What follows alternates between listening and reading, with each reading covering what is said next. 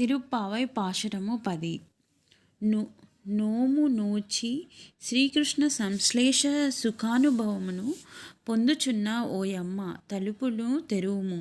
తలుపును తెరవకపోయినను మానెగాని నోటినైనను తెరిచి పలుకవచ్చును కదా తల్లి. జ్ఞానుల దర్శనము కంటే వారి శ్రీ సూక్తులు వినటమే చాలా ముఖ్యమని చెప్పుచున్నది ఆండాళ్ తల్లి. పరిమళాలను వెదజల్లు తులసిమాలను కిరీటముగా ధరించి శ్రీమన్నారాయణుడు మనచే స్తోత్రము చేయబడిన వాడే సంతసించి మనకు వ్రతోపకరణాలను ఇచ్చును కదా. పూర్వం ఒకనాడు ధర్మస్వరూపుడైన పరమాత్మ రామావతారుడే అవతరించి కుంభకర్ణుని సంహరించాడు. ఆ కుంభకర్ణుడు తను పెనునిద్రను నీకేమైనా కానుక ఇచ్చనా ఏమి?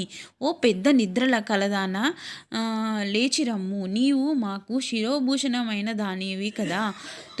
తోట్రుపడక లేచివచ్చి మా గోష్ఠిలో చేరి మా వ్రతాన్ని పూర్తి చేయాలి కనుక నీ యోగనిద్రను విడిచి లేచిరమ్మా అని 5వ గోపికను మేలుకొల్పుచున్నారు.